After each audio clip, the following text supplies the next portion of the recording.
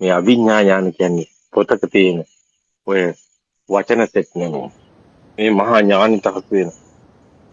ඒ මහා ඥානිත හසු වෙන. ඒ අභිඥා ඥානිත හසු වෙන පරම සත්‍ය කිසි දවසක පොතක ලියන්න බෑ. පුළුවන් නම් කම්පැනි පොතේ ලියලා පෙන්නන්න. කවදාවත් තියන්න. මේකේ පුදුම කතාවක් තියෙනවා. ඇත්තටම මේ කතාව කිව්වොත් ඔබ තවත් මඤ්ඤං වෙලා ඉනවා තියෙනවා.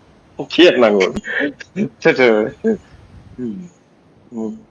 කම්පැනි කියලා දෙයක් නෑ. ඔය කම්පැනි මිනිස්සු හොයන්නේ නැහැ. නිවන කියලා හොයන්නේ නැහැ. කවදාත් හම්බ වෙන්නේ නැහැ. කම්පැනි කියලා දෙයක් තියෙනවා. කවදා හරි කම්පැනියක් කාට හරි හම්බ වෙනවා. මොන ආයතනද කම්පැනි හම්බ වෙන්නේ? කවදාවත් හම්බ වෙන්නේ. යම් කම්පැනියක් තියෙනවා නම් ඒ කම්පැනි ඔබට ටිකෙන් ටික දිය වෙලා යනවා. ඒ දිය වෙලා ගිහිල්ලා ඒක නොදැනී යනවා. හැබැයි ඔබට අකම්පනයක් නම් හම්බ වෙන්නේ නැහැ. ඇයි? ඔබ හැමදාම මේ ආයතන වලට අසුරුනේ කම්පැනි විතරක් නෙවෙයි. මේකට බුදුන් වහන්සේ උපමාවක් කියනවා. මොකද කෙලුත් ඉවරයි, තිරත් ඉවරයි, පහන නිවේ ගියා. ගියතරක් කොයින්ද කියලා. ඒතකොට මේ කතා කරන්නේ යම් කම්පනයක් වුණා නම් එතන ලෝකයක් තියෙනවා, ආත්මයක් තියෙනවා. කම්පනයක් නොවුණා නම් එතන ලෝකයක්වත් ආත්මයක්වත් හම්බෙන්නේ නැහැ. එහෙනම් ඔබ කවුද? සැබෑම ඔබේ නිවස කොහොමද? ඔබ ඉන්නේ කොයිද? ඔබේ සැනසීම තියෙන්නේ කොතනද? ඒ අකම්පනය. එන ඔබට දුකෙන් මිදෙන්න දෝනි. මරණය ජය ගන්න දෝනි. සසර රෝගේ නිමා කරන්න දෝනි. ඒ අකම්පනය. අකෝපචේතෝ විමුක්ති කියන්නේ. Liberation of mind. මේ සිතින් මිදෙන මඟ, මේ දුකින් මිදෙන මඟ, මේ නිවන් දකින මඟ, මේ නිස්සාරණ. ඒකට බුදුන් වහන්සේ පෙන්නන කතාවක් පොඩ්ඩක් බලමු. තෙලුත් ඉවරයි, තිරත් ඉවරයි, පහන නිවි ගියා ගිය තරක් කොයි. දැන් ජටිලෝ නිකන්ට බ්‍රහ්මණයෝ මොනවද කිව්වේ? මේ බලයක් තියෙනවා. මේ බලයක් තියෙනවා. මේ බලේ බවට පත් වෙනවා කියලා හිතුවා. කෙනෙක් ඉන්නවා කෙනා නැති වෙන්නේ නැහැ. ඒ කෙනා කියන්නේ බලේ. එහෙනම් මේ බලේ මේ විශ්වෙම තියෙනවා. ඒ තියෙන බලේ බවට පත් වෙනවා. ඒ කියන්නේ කම්පන තමයි කතාව. කම්පන තමයි ලෝකේ. ඒ කම්පන බවට පත් වෙනවා කියන්නේ. ඔකට කියව එන්ලයිට්මන්ට් කියන්නේ. විශ්ව ශක්තියට එකතු වෙනවා. මේ කතාව මේ අභිඥා ලාභින්ගේ යුගයේ එක විදියට මේ ඍෂිවරු මුනිවරු මේක ගලප ගන්න බැරුව අතරමං ඉච්ච හැටි කියන්නේ. ඒක එහෙම නම් ඒක ඇත්තටම කොත් කෙනා ඒත් ඉන්නවනේ.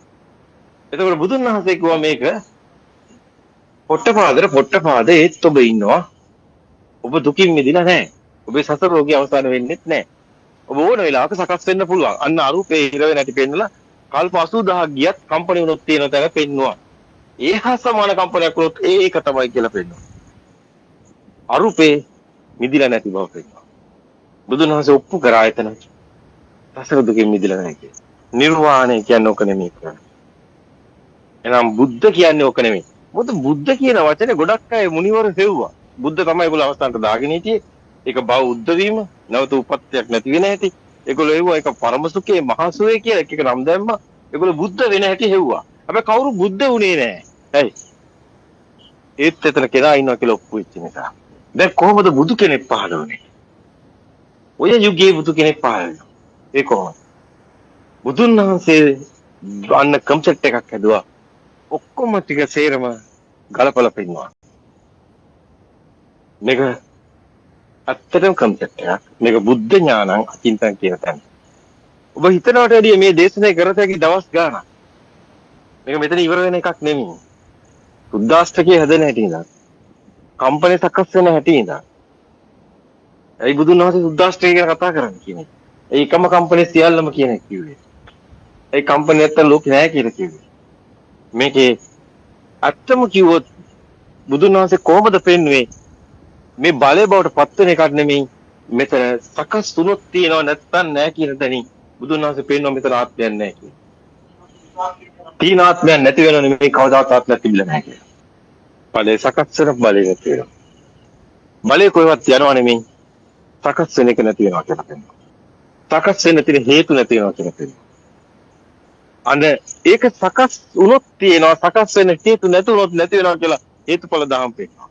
එහෙනම් මේ අවබෝධය තුළ මෙතන අකම්පිතේ සකස් වෙනකොට බලයක් නැහැ. බලයක් නැති වෙන හැටි බුදුන් වහන්සේ පෙන්නනවා.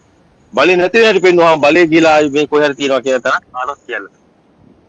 බුදුන් වහන්සේ පෙන්වුවේ නිර්වාණයක්.